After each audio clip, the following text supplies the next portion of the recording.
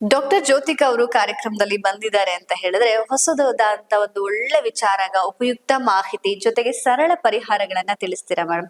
ಇವತ್ತು angels numbers ಬಗ್ಗೆ ತಿಳಿಸ್ತೀನಿ ಅಂತ ಹೇಳಿದೀರಾ. ಮೊದಲನೇದಾಗಿ ತಿಳಿಸಿ, ಏಂಜಲ್ಸ್ ನಂಬರ್ ಅಂದ್ರೆ ಏನು? ಏಂಜಲ್ ನಂಬರ್ಸ್ ಅಂದರೆ ವಿಶ್ವದಿಂದ ನಿಮಗೆ ಬರುವಂತಹ ಒಂದು ವಿಶೇಷವಾದ ವಾಣಿ.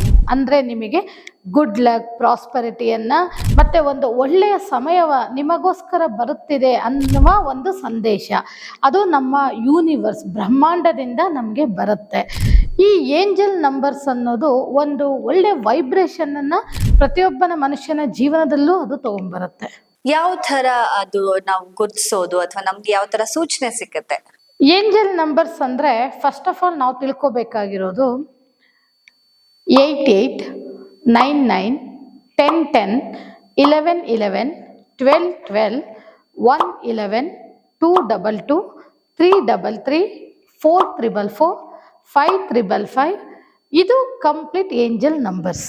ಇದರಲ್ಲಿ 666, 777, 888, 999 ಕೂಡ ಆ್ಯಡ್ ಆಗತ್ತೆ. ನಾವು ಟೈಮಿಂಗ್ ವೈಸ್ ಬರುವಾಗ ಈ ಏಂಜಲ್ ನಂಬರ್ಸ್ ಅನ್ನೋದು ನಮ್ಮ ಗಡಿಯಾರದಲ್ಲೂ ಇರುತ್ತೆ. ಇದು ಈ ಏಂಜಲ್ ನಂಬರ್ಸ್ ಅಂದರೆ ಏನಪ್ಪ ಅಂದರೆ 10, 10, 11, 11, 12, 12, 1, 11, 2, 22, 3, 33, 4, 44, 5, 55.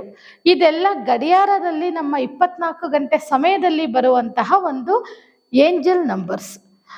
ಹಾಗಾದರೆ ಮೇಡಮ್ ಇಷ್ಟು ನಂಬರ್ಸ್ನು ನಾವು ಫಾಲೋ ಮಾಡಬೇಕಾ? ಇಲ್ಲ. ಇದರಲ್ಲಿ ವಿಶೇಷವಾಗಿ ಯೂನಿವರ್ಸಲ್ ಏಂಜಲ್ ನಂಬರ್ಸ್ ಅಂದರೆ 1111.